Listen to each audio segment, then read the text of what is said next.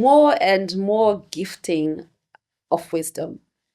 I don't know whether I should say I'm overwhelmed or I am fulfilled, but certainly my cup is full and it continues to fill up. And this is Wisdom Over Coffee, the International Women's Day and Women's History Month edition, very limited special edition where we are bringing women to share their wisdom, to share insights for the couple of weeks in the month of March. Now, I've got yet another powerhouse. So again, someone I'm not very sure how I got to know or how I met, but we hit it off. A very, very lovable woman, but a woman very close to my heart, a woman who has been through quite the odds in life, has ridden very difficult waves, but is still standing and standing strong. And not only that, she is a connector, she is a founder, she is an entrepreneur, and a super creative. So you would know her from Kutenda Creations, from the Nate Foundation, and she's none other than Sylvia Sanyanga. Madam, I am so happy and excited to finally actually sit across a table with you and have this discussion. It's an honor. Thank you so much for coming. Thank you very much for having me. I absolutely love who you are. So to have me here is a huge, huge honor on my end. Thank you so much. So we then discovered along the lines that her husband was our senior in primary school. So, and I tried to think back. This guy, I tried to think, okay, so I should have known Sylvia back then. But you see, this is the beauty of when people click. I really felt so warm and safe around you from the get-go. And when you have that kind of a connection with someone, it feels so familiar. It's like we've been together in another world at some point. Right. And I've had the privilege to watch you and your family. And I call it a privilege because whilst I was seeing a lot of difficulty coming through, furthermore, a lot of victories following right after, seeing your resilience, moving together, growing, and seeing all of these things happen, and even seeing you leave your job to go and do all that you do on your own, going at it so passionately and so gracefully. It's been such a fulfilling scene to watch. And I always thank God for people like you. Your struggles have become the testimonies that we need in our lives, and your smile at it, continually going, So I want you to know a bit more about you. But if you were a book, right? Here's my little library. If Sylvia were a book, which title would she be? The 5 a.m. Club, no doubt. Really? Yes. Okay. Yeah. And why? Because every morning I rise at 5 or before 5 a.m. All right. Because I believe that when you're an early riser, as they say, the early bird catches the first worm. The 5 a.m. Club, rise early. And in that moment, you're able to meditate. The world is quiet. And you are actually 2 steps ahead of everybody else that's sleeping.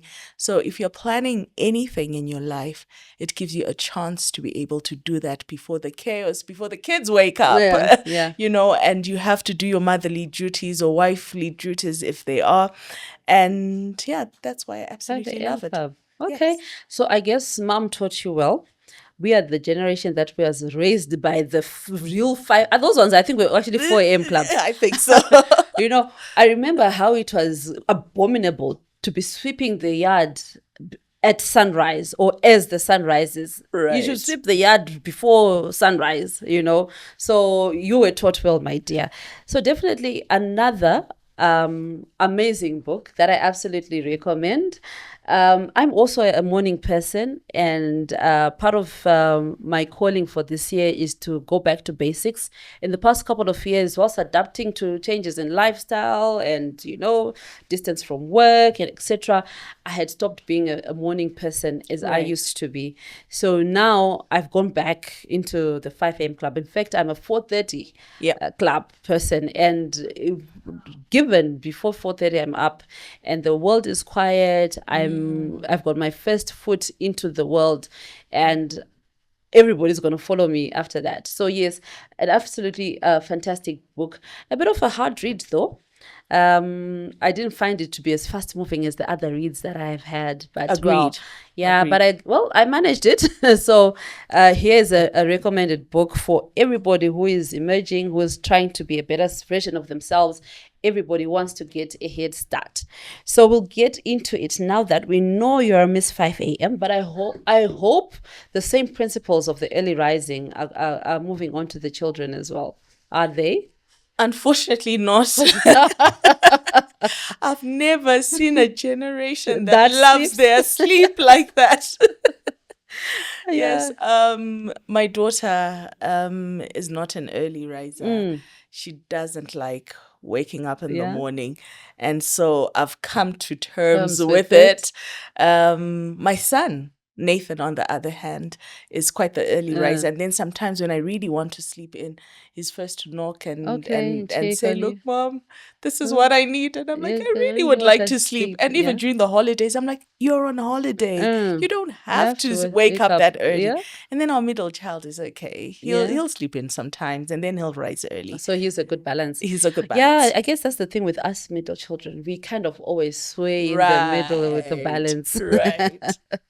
So I've also noticed that even with my kids, and I noticed that very early in I think preschool. Yeah. If you once you wake them up, people are complaining, they're fighting, they're what, and I realized, and each time you let them sleep in, they wake up very refreshed, very kind Yes. to each other. Any early early rising, so totally different generation from us. So you are a mom, an entrepreneur, a creative, this and that. You're a lot of things, and I've also seen how your empire has grown. I've seen how your team now operates even in your absence. That is phenomenal. That Yeah. is my dream. I would love to have an enterprise where people just do what they need to do, even when I'm not there. But how has this journey been for you? I mean, I mentioned the word difficulties quite a bit in our opening. It's no secret about the things that you went through with your two, the first and the third, right? Yes. With your two kids, which then culminated in the founding of the Nate Foundation. So, hit anywhere and everywhere. Just take us through that journey to becoming the Sylvia that we know today, and what are the lessons that we can take out of this journey? Thank you. So I have 3 children, right? And 2 out of 3 of those children have a condition called Fanconi anemia. They were born with it.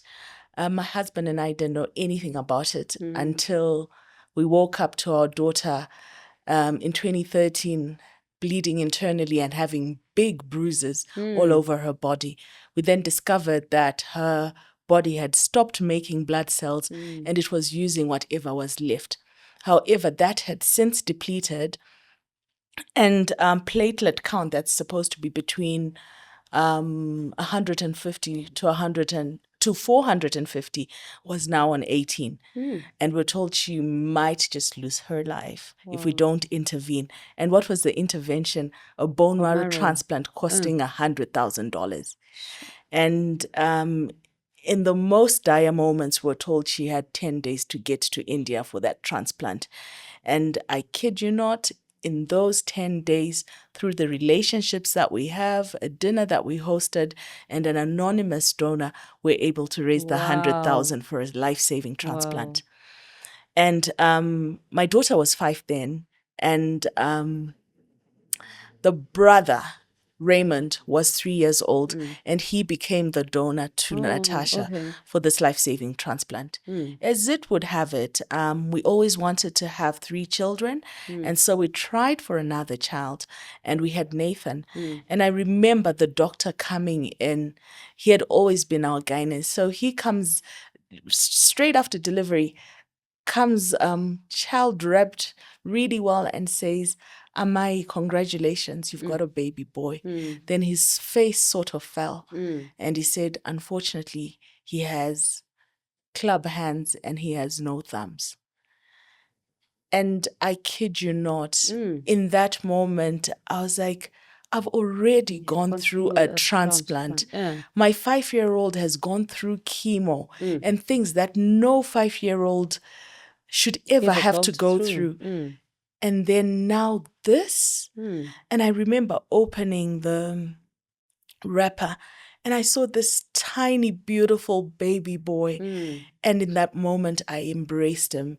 And my husband and I called him Nathan, which means God's gift. Wow. And from that day, we believed he was our gift and that we would serve life and live life with him, just the way he was. In the weeks that would follow, we then discovered that he would not flinch at all when my 2 little children were running around the house and he was asleep. So as a mom, out of instinct, you pick these things up. And I went back to the pediatrician and said, look, I'm a little concerned. This is what's happening. They did a hearing test and said he would have severe hearing loss. And they said, okay, let's just do a full body check. And in that, they also discovered he didn't have a right kidney. And all of this was happening week after week. And it still demanded strength and resilience from me. And you have 2 younger kids still? I have 2 younger kids still. And then I remember having one conversation with God about Nathan's hearing. And I said, look, there are certain things that I cannot change. The club hands are already there. The fact that he has missing thumbs, although I believe in miracles, chances of him just waking up with thumbs, so that I've accepted, right? But I don't know if I have the capacity anymore to still take care of these children because Fanconi anemia doesn't go away. Okay. And then also have to learn sign language and do everything that I already have to do with him as a special needs child. And I remember it was a real conversation because I didn't pray about it. But, I just said, God, I didn't kneel or make it ceremonious. And I kid you not, on one of our visits to South Africa, because that's where he was supposed to get his hearing aid, I went with Eddie, and Eddie would come to all my doctor's visits with the kids, right? He was there and he has remained a constant in the journey. So we were together and we're lying on a bed. He was on the side, Nathan was on his laps and he was playing with him.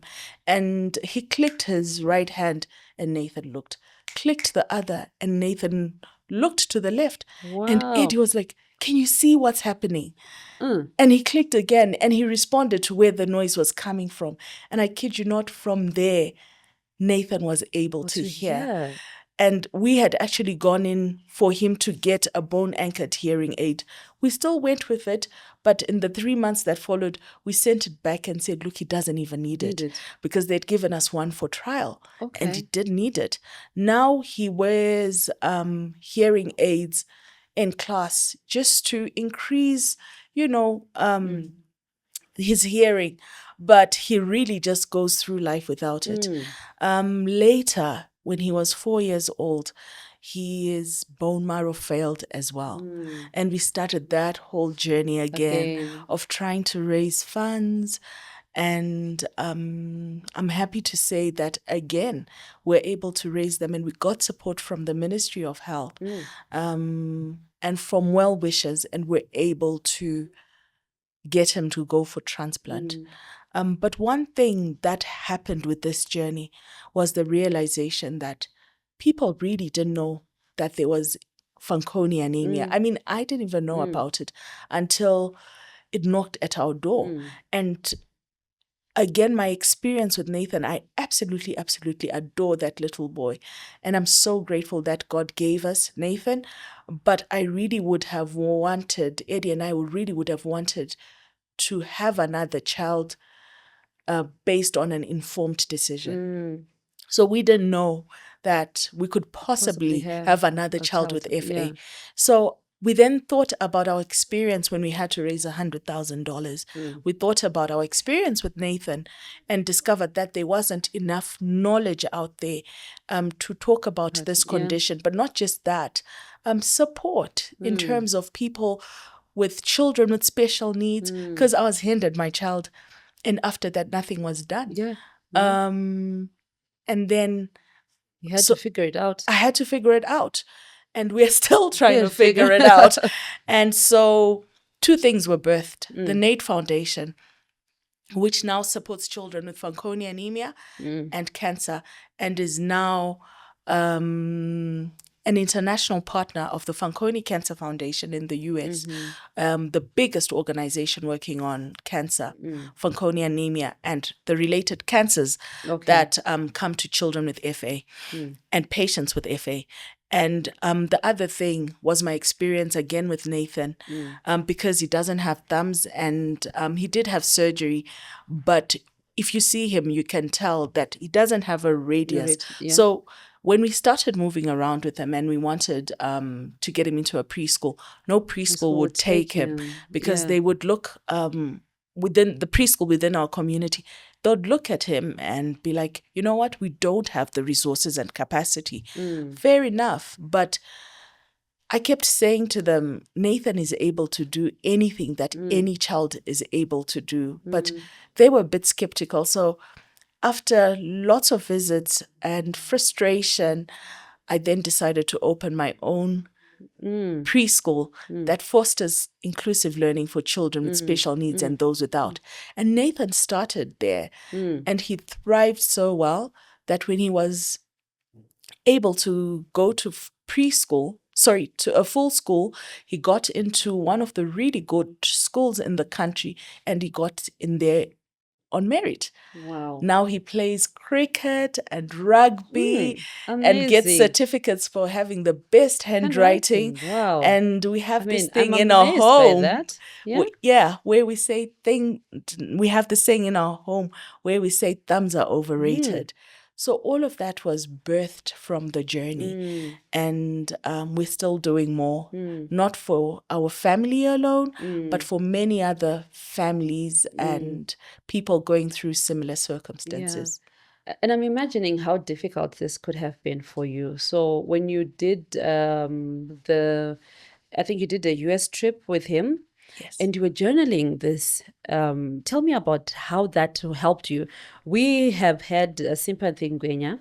She's an advocate for writing therapy. And I saw that play out for you quite significantly. And we followed. It was almost like every day you wake up and you want to see what is Sylvia saying. And I'm blessed that I'm part of your broadcast network. So I was receiving all that you were sending. How was that going for you? It was very, very difficult. But what I've found for me is that writing is an outlet. So, you know, when everybody goes through something, some will do one thing or the other. And for me, that was writing. And one of the things that was also important to me was to remember where our source of help had come from. We had gone through these transplants with people supporting us, right? And so we needed to be accountable and go back to those who had supported us because they had started the journey with us. Yeah. And I can tell you for sure, when I started with Natasha, I would write a journal, and that helped, but it also made people realize what we were going through, and just the power of faith and hope because they saw it in action. But more importantly, because we didn't know Nathan would have bone marrow failure, that then helped us. The journaling helped us later The sharing of the story helped us because people knew about what we had gone through. And we had been very accountable even as we were raising money. And so when we went back, it was easy to get support because we had shared the story. I find that now that has now translated into a book. I've written a book called Keeping Faith and Hope Alive. And it's such an easy tool for me to use when I'm sharing with somebody that's going through difficulty. And it might not necessarily be difficulty in a health space, like where people are having health issues, but difficulty with a marriage or whatever it is that they're going through. And when I find that when they come back to me, they say, look, it might not have been a health issue, but I can resonate with how you speak on faith, the resilience. And sometimes one of the things that I've heard is that, I've gone through what I've gone through, but I don't. And when I read your story, it just gives me strength because I'm thinking, if you went through this and I'm going through what I'm going, surely I will be able to succeed. Yeah, interesting. So one of the things that I've already brought up when you say you established a place for Nate to start his preschool, it's exactly what we always talk about creating the table. If they are not going to give you a seat at their table, create it. And I believe quite strongly that a lot of us are where we are because we are still waiting for an opportunity created by someone else instead of just, making the opportunity work for us. And I thank you for that book. So like I said, I would have had the book here, but my daughter loved your book. So I can't find it for the life of me because she read. And then I told her, many times I sat in rooms where Sylvia talked about her story. And I'd always say, Sylvia, why are you not writing a book about this? Yeah, that's true. So really, congratulations. And thank you for listening to our clarion call, because I really felt that whilst it was, in the social media spaces where we're following you, but it just had to be immortalized on paper. And you did that perfectly well. I also love even the cover, the dandelions on the cover. Yeah. My goodness. Okay, so the creative in me is also now coming out. I can see through that artwork what it means, keeping faith and hope alive, wishing on a dandelion, and these things. This is life, and even the fragility of life as it were. Yeah. You've had first encounter, you have an okay encounter in the middle. Now you've got the same first encounter with an added on it. But there's the one thing that stood out for me, which I want you to tell me about. How have you kept yourself so graceful and pleasant, and you keep showing up like a beautiful woman who has it all together? And it has to take somebody to actually know your story to say, but hey, Maya vakashinga, so I gotta go through, but you have always waddled over the surface and glided so gracefully. Many of us would have torn our garments and say, oh my Wesham. But you and your family, and I've been to your house a couple of times for the breakfast meetings, you have kept it together. How, Sylvia? How? Really? How has that happened? It's believing what Philippians 4 verse 13 says. It says, I can do all things through Christ who strengthens me. So it's not some, I believe it's all. And just being rooted in faith. And what I like about Hebrews 11 verse 1, it says, faith is the assurance of things hoped for. Yeah.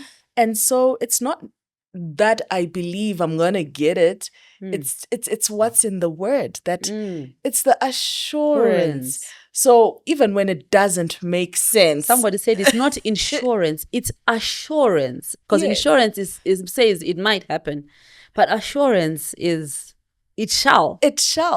And so even in the midst of chaos, that takes me through. So this is not to say chaos is not absent in my life, but I am rooted in faith. And that faith is what has helped me to propel when one thing happens and we overcome, and then the next happens. And that's pretty much how I live my life. And then it's also just looking back. I've seen, and it breaks my heart, I've seen people try to raise $3,000 for somebody to get medical care. Yeah. And then I look at how we raised 100,000 in 10 days. Surely, if you've gone through something like that, that continues to fuel you, that miracles happen, and that when you put your best foot forward. Yeah. So again, this is interesting. There's a miracles bit, but you also have to put in the work. So one of the things that I know I do very diligently is to put in the work. So you have to put in the work. And I know I put in the work from waking up at 5 in the morning to sometimes sleeping at 10 or 11, and then waking up sometimes in the wee hours of the morning, depending on how busy I am. That's number one. And number two, building lasting networks. So what I've really done is ensure that when I encounter anybody, whether it's a security officer or a person in the highest office, I make sure that our encounter is memorable. And that for me has opened opportunities for me in various rooms, because I'm intentional about the relationships that I make. Another thing that I've been able to do, because I don't think I would have survived, is to invest in my team. I've trained, but also spoken into their lives in various ways. So I take time to understand each individual, and then I do things for them. So it could be an easy monthly payment of their Gogo's BP tablets. And so if they're part of my team, what they see when they see me is not an employer, it's the person who is invested in Gogo's health journey and making sure that they're okay. So the loyalty that builds goes beyond a paycheck. Wow. So I have an amazing team, and I'm happy to share that with business, you wake up and cash flow is not happy, things are not okay. And I've got a catering company, and there's a place that we cater to every day.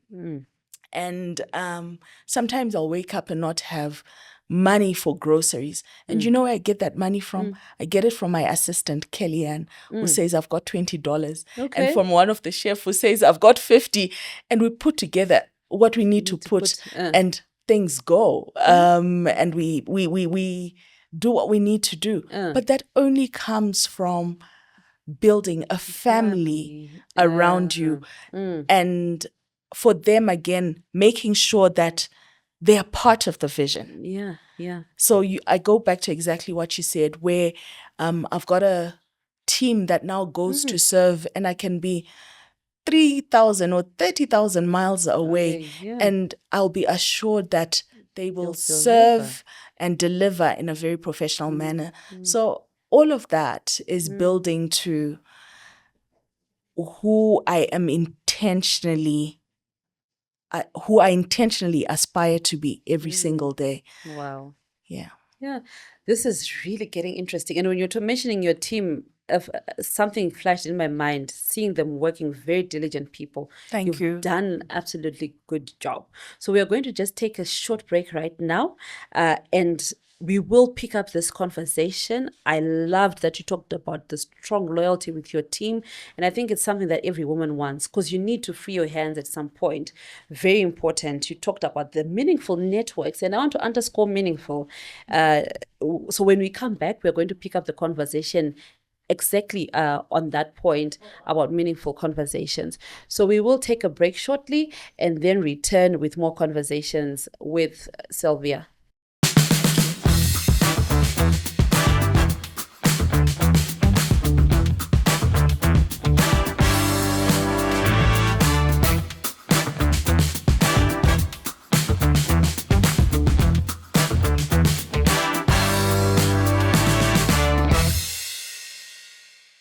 So we are back and we're speaking to Sylvia Sanyanga, the lady behind Kutenda Creations, the lady behind the ladies' breakfast. We'll pack that one and talk about it just now.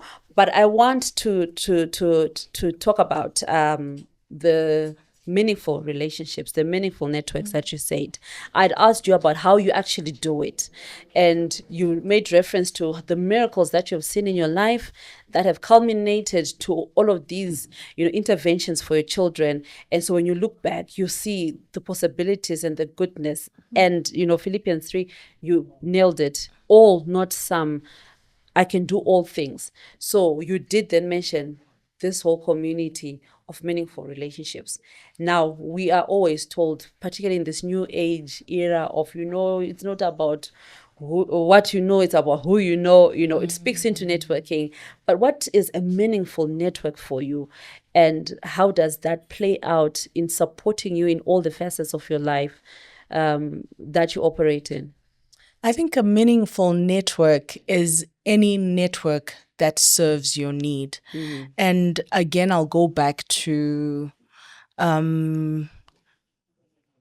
just the different people in my life, like the security guard. I remember during COVID, there's there's a place, there's a shopping complex that's there, and we always used to go and shop there. And I knew the security officers there very, very well. And I'm one of those people that will know the till operators by name. And so during COVID, there's a time that people were not allowed to go and shop all the time. I think it was restrictions, right? Yeah. And then shops were open for a certain time. And I remember we'd run out of groceries and they were just about to close. And because I knew those guards, they said, look, you can go in. And when I got in there, I'd called earlier because bread had also become a problem.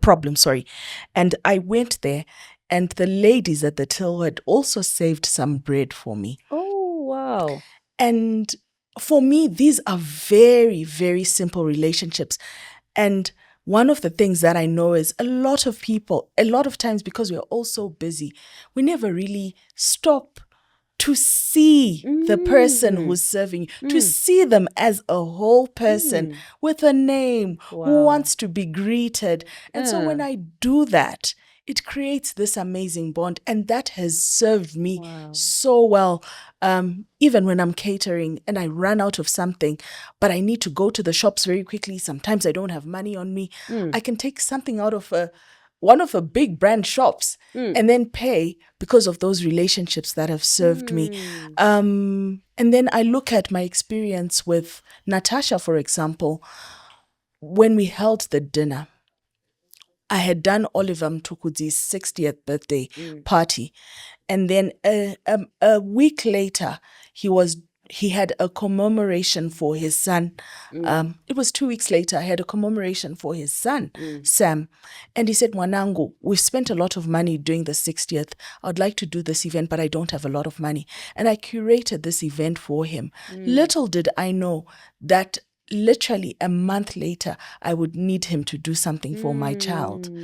And so when I said, Baba, this is what has befallen me, he went all out. He did a video asking people to donate. He came in not just for Natasha's fundraiser, but for Nathan's as well. Okay. And you would have had to pay Oliver Mtukudzi lots of money to come and do that. But he came in and he did it for free. People like Ja Praiser came in and did it for free. And so it's because I had already created that meaningful network. And that continues to serve me up to date. Wow. But I think it's also because I make an effort to create the relationship. And it's how I show up in people's lives that makes them want to show up in the same way when I have a need or when I need support. Wow. You have aptly described it all, very high profile people in your ordinary Joe at a till in a store or in the shop front as a security guard, and everybody is actually able to give you something, and you're also able to give something to everybody in return. Because I find that, especially when you talk to young people, they believe networking is networking upwards.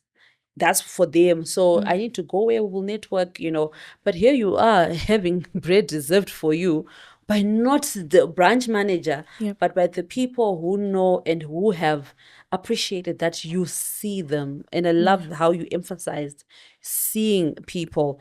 So in all of this, I'm sure there have been sacrifices along the way. What have been the trade-offs is you have been going on with no, in fact, before we move there, let's go back to the networking. So you have not only been a creator of your own network, you've also been a connector. So if you read the book by Keith Ferrazzi, Never Eat Alone, it's a networking book. And he says networking is also about creating networks for others or connecting people. So your friend, you've got your two friends who don't know each other, and they come together. It's almost like building this very big web of connections, and you've become exactly that. And the ladies' breakfast has been a phenomenal platform. I don't know if you remember this. I was actually going to talk about it, our experience, but please go on. Yes. So I attended. I mentioned something. I don't actually remember exactly what I mentioned at that event, but we ended up taking up women who had, in fact, girls, young girls, who were represented by this one lady at your event, who took them up formally onto a CSR program for an organization. And for me, that is phenomenal. It's really like who you know in action. And it was just the conduit that I was there. This lady was there. She shared a story. I shared, an opportunity. And there we are. And 3 years later, these girls graduated from this program, changed people, beautiful opportunities granted. And it was at the ladies' breakfast, So I've seen you paying it forward, the connections that you have, bringing people together and forming new connections. There's also the lady from, is it Little Paris? Yeah. Yes. Rufaro. Mm-hmm. I really struggled with my kids when they were younger. And when Rufaro talked about how she means business when it comes to supporting her children, I promise you, it changed my perspective around how I show up for my children. And it hasn't been easy still, but it keeps ringing back. And it was at the ladies' breakfast. So your role has not only been around you creating networks that serve you, but creating networks that serve themselves and that serve each other around the end. I have to pause and just say thank you so much for the ladies' breakfast. We will talk about the ladies' breakfast again just now, because I know it is a legacy project that you're doing for women. And I'm happy I was once a presenter there, but it was during COVID. Yeah. Yes. So you need to come back. I have to. So I want to talk about the sacrifices. What have been the trade-offs? I know you already traded off your job for this, eh? Mm-hmm. Yeah. So and that was the first trade-off that I wanted to speak about. I worked at the Embassy of Canada and held a very good job for years, and a job that I absolutely loved. But in 2022, I began saying to my husband, my job is no longer fulfilling. I feel like there's a lot that I need to do with my life, and I don't think I still have 20 more years to give to the government of Canada, although I absolutely love them as an employer. But I felt that there was more to my life than what I was already doing. And so interesting thing happened. I then said to my husband, I'll take 2 months leave without pay. If we survive in this 2 months, then I'll leave my job and answer my call to serve. Wow. But that was very daring. What a bold move. And so I remember it was December and January. So December, Would be peak. interestingly enough, because we've got a catering company, we got lots of business. My son was starting Form 1. And so sorted out everything that we needed to sort out in terms of uniform. And then beginning of January, school fees.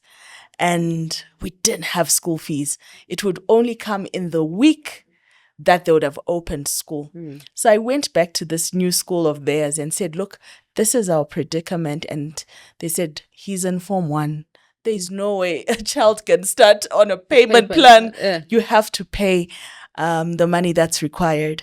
And I remember that Friday I left. And going back to what I mentioned earlier, my faith, I had a ladies' breakfast the next day. Okay. And so hosted this breakfast with a smile, but my heart was crying. And after the ladies' breakfast, we always have a networking bit where everybody gets up and says what they do. And a lady got up in there and said, I usually don't talk about myself in this way, but I felt the need to encourage every lady who is in here. My name is so and so, and I'm a millionaire. Whoa. Okay. And I'm like, I've known you, but I didn't know your net worth. And she then went on to say, the speaker was absolutely amazing, gave the speaker $10,000. What? And then started, as people got up and said, look, I've got a poultry project, or this is what I'm doing. She started sewing into those people's lives. And I remember we needed, because our children go to certain private schools, we needed $5,000 for my son and my daughter's fees. And then at the end of it, when everybody had left, she said, can I pray with you? And I said, sure. And as she was praying, she then said, God is telling me that you should leave your job.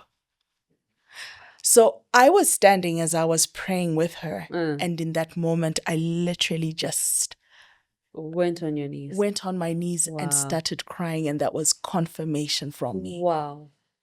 So you know how people talk about answering their call to serve? I knew in that moment.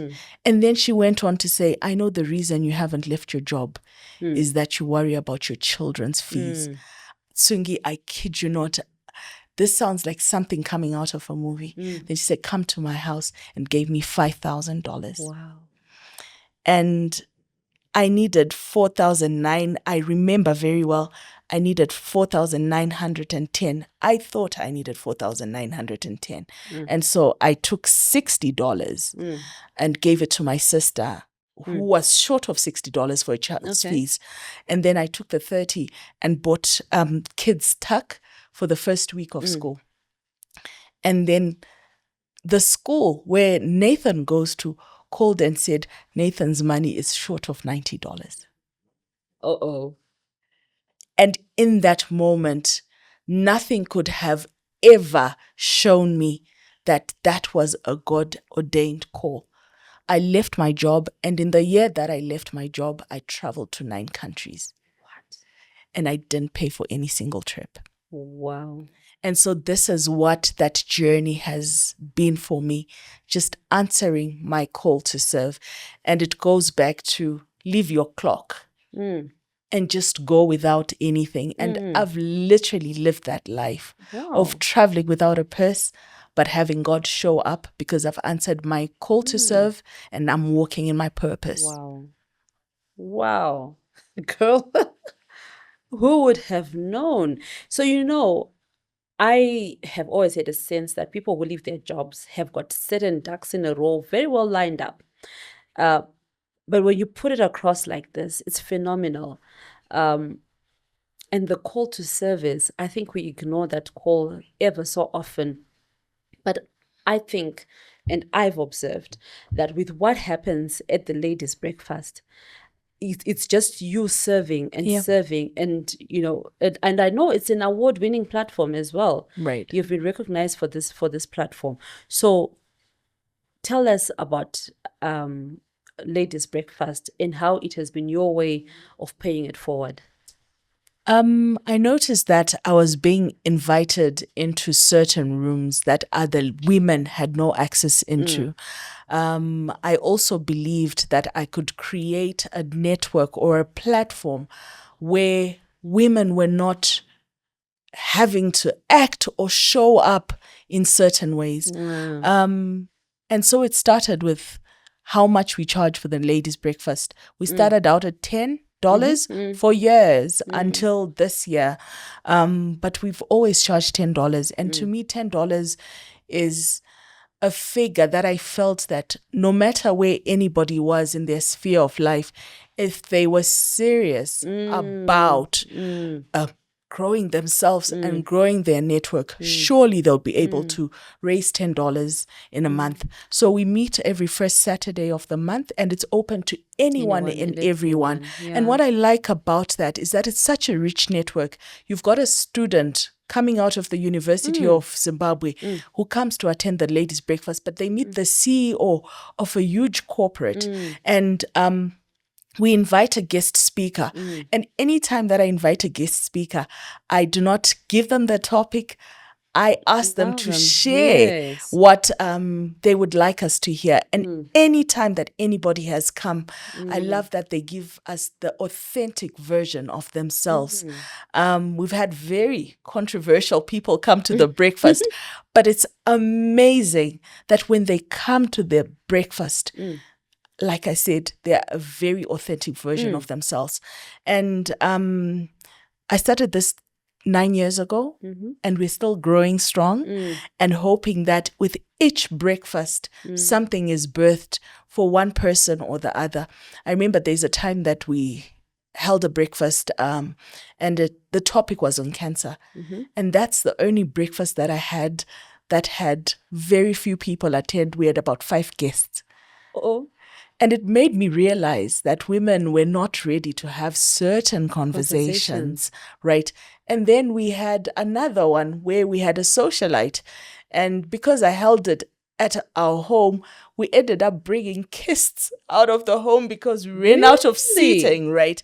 And it was about money. And a socialite who seems to be very successful.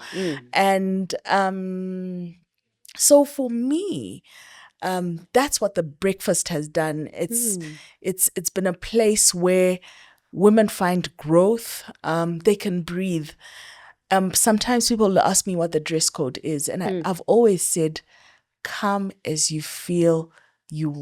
Come as you are. Dress the way you want to feel. Be comfortable. No pressure. And I think people that then come to the breakfast love that about it. That it's just a safe space. Just a very, very, very safe space where you can grow, network, and just be yourself. And again, you mentioned the word network, and then you also put in the word authentic, right? Yes. I've also given talks around networking, and I've also put in the 2 words together. And because the ladies' breakfast allows us to just show up as ourselves. But as women, you always put your best foot forward as yourself, you know. I've also found that it's a gathering of very authentic people. And nobody's really trying to stage or impress. True. And we are all there to listen to the speaker, get as much as we can out of that, and then network thereafter. And for me, I think that is why I've always found it a profound meeting place for people. And no wonder why it has been recognized for what it has done. Because when I just think back to our scenario where I managed to connect with this woman and give them this opportunity, she was as raw as they came. And I think I was as raw as I was representing, you know. But it allowed for both of us to actually bring in that authenticity to benefit people who were not even in that place. For clarity, you provided 10 scholarships to 10 to 10 young mothers Yeah. from Caledonia Yeah. that would have not had a Had a chance chance, at yeah. life again. So just to bring that into yeah. perspective. And so now these ladies graduated. Some are working, some are now able to support their families. And that changed the trajectory for generations to come. So imagine the impact that you created. But you see, so this is the domino, right? That's the domino. It was the ladies' breakfast. I just showed up. Then she just showed up. And then we showed up for each other, for people who were not in that space. Right. So this is why I'm saying it's such a beautiful space for paying forward for both yourself and everybody who is in that space.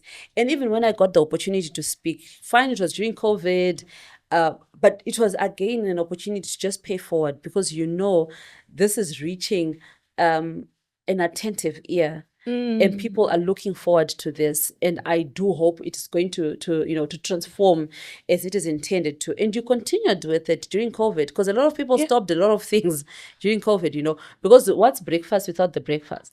Right. So having it online was a bit of a weird one, but we did it, and it worked out well, and it continues to grow strong. And I'm sure we've got plans for the 10th, for the decade celebration. Yes. Yeah. No pressure. pressure. But I think it's going to be a very big and phenomenal one. Somebody asked me how many followers we had on our ladies' breakfast page. And I said we had 3,800. And they were expecting that I would talk about the tens or the hundreds of thousands. And I made something very clear to them. I love the ladies' breakfast because it has grown organically. Exactly. Anybody that comes to the breakfast or anybody that likes our page does it intentionally knowing what we are about, and it hasn't been fueled by a scandal or a promotion or like our page and you'll win this.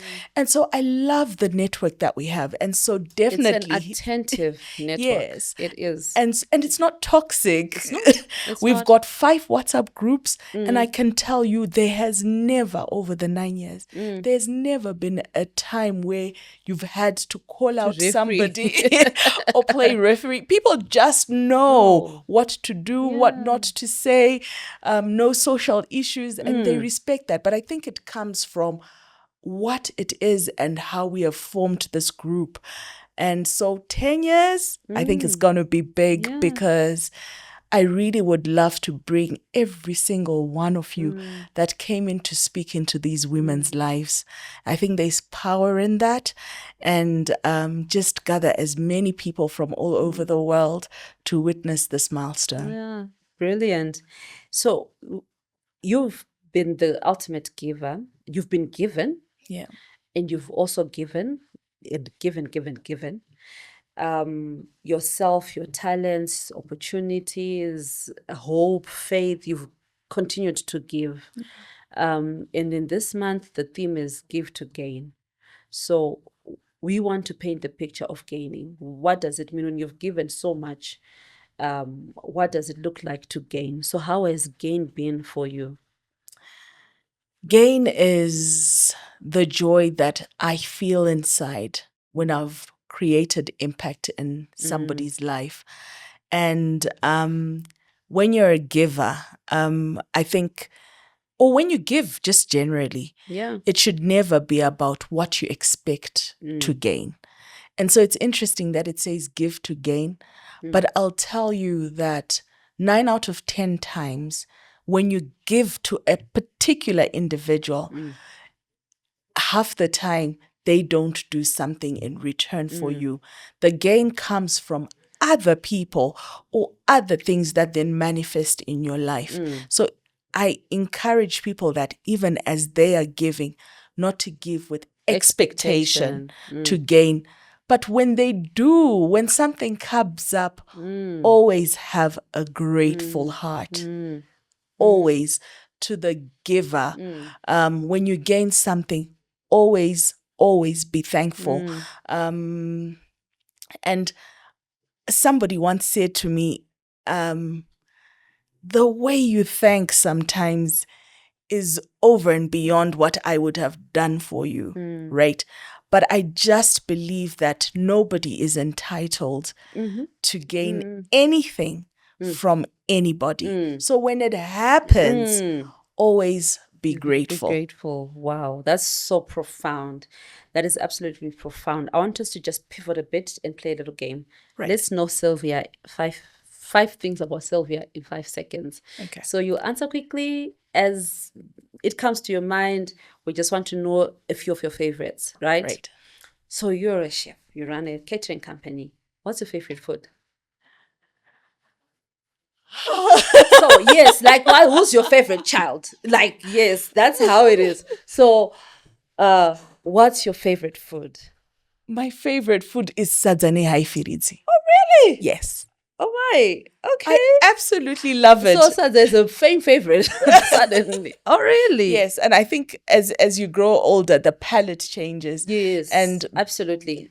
God's given me the grace to be able to travel. I love food. I work with food all the time. So I get to eat in a lot of places, right? But nothing beats a good plate of sadzane haifiridzi. So even when I travel and I come, they know on the day that I'm coming back, sadzane haifiridzi. Wow. And your favorite color? Blue. Oh really? Why? And green, actually. Okay. Green. No, it's green. Or is it teal then? Because teal will be like your green. Think so, and yeah, there we go. I just find that blue is very calming for me, and green speaks to life. Yes, it's And rejuvenating. so it's rejuvenating, and so that combination is like let's give something life, but in a very calm and graceful way. Wow, lovely. And your favorite car? Range Rover. Oh, really? Oh my gosh. Okay. That is my dream car. And your favorite place in the world?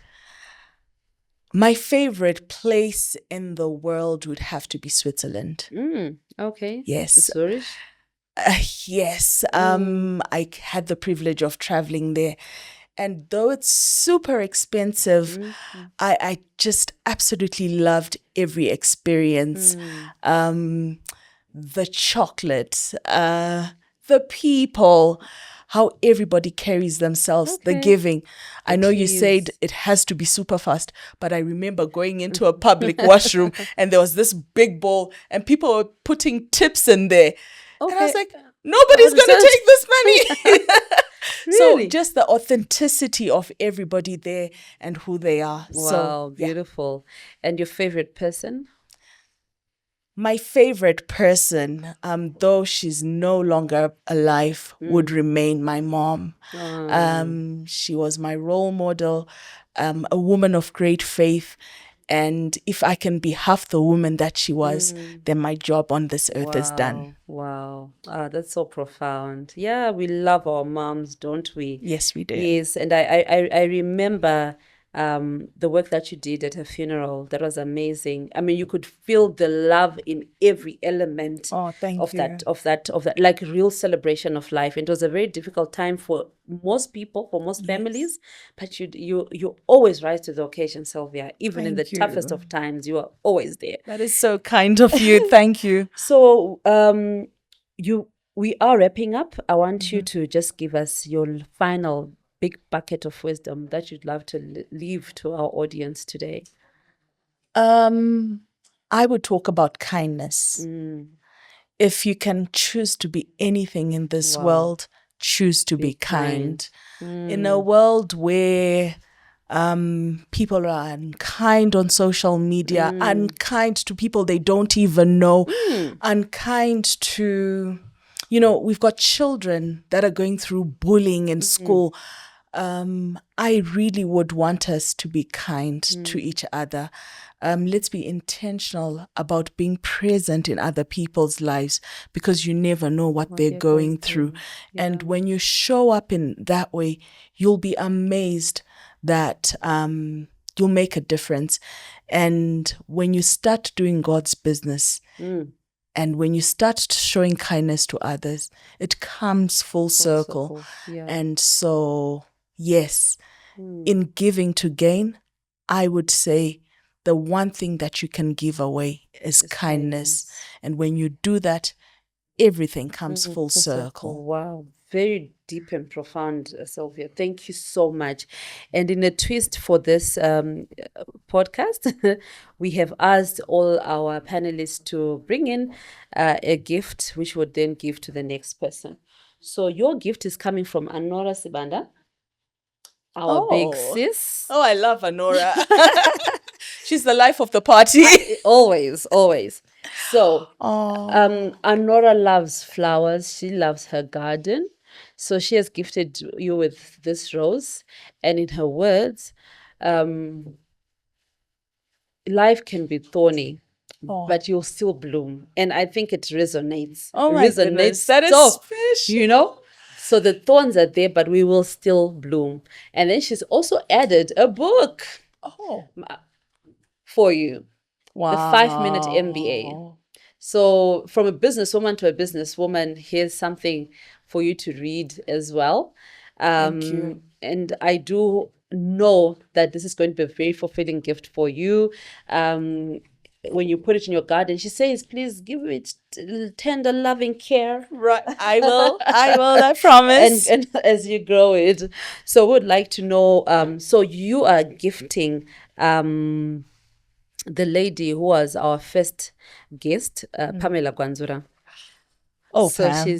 So we are going to have to arrange a way to then, show them. So now you're talking about full circle. So it now comes full circle as we gift Pamela Gwanzura with your gift. So tell us about your gift. So the gift, and I think it's so perfect for Pam because I do know Pam personally. Yes. The gift that I've brought is a spa voucher. Wow. Women are everything for everybody else. We serve in so many roles as a wife or a partner, as a sister, or in whatever shape or form. Yeah. And sometimes we forget ourselves. And so this is just to speak into their life. May they pause, be pampered, and just rejuvenate. So it's for exfoliation. Yes. It's a body exfoliation. Yes. And so as she enjoys this gift, I hope that she will be exfoliated physically and inwardly as well. Wow. Beautiful. And that's my gift. And she works out quite a bit, hey? So I'm sure every week she's got a bit of a sore muscle somewhere. So thank you so much. So we'll definitely pass this on to Pam. And thank you so much for this act of such kindness and generosity. Yes, but as we speak of generosity, I have something special for you too. Oh, thank you. So you've been absolutely phenomenal. And I see you in so many spaces serving and taking care of all of us. And sometimes I wonder who is taking care of you. So here's to say, please take care of yourself as well. I hope you enjoy it. Are my staple. Thank you so much. I absolutely love this. Thank you so much, Sylvia. Thank you. You're welcome. Thank you so much. And thank you for having me. Oh, an absolute pleasure and an absolute honor. So on that very happy, gifted note, we will be calling it a wrap. On the Wisdom Over Coffee episode. It has been a fantastic journey having all of these women here and concluding with Sylvia here. Fantastic. I can't even begin to explain how fulfilling this experience has been. And I would like to thank everybody who is watching this, for your audience, for taking the time to be attentive and to listen to what these episodes have had to say. And like I've said before, I am hoping that it is growing you as much as it is growing me. My cup is full. I am fully nourished, and I'll continue to build on these nuggets of wisdom beyond these episodes. So for now, it is goodbye.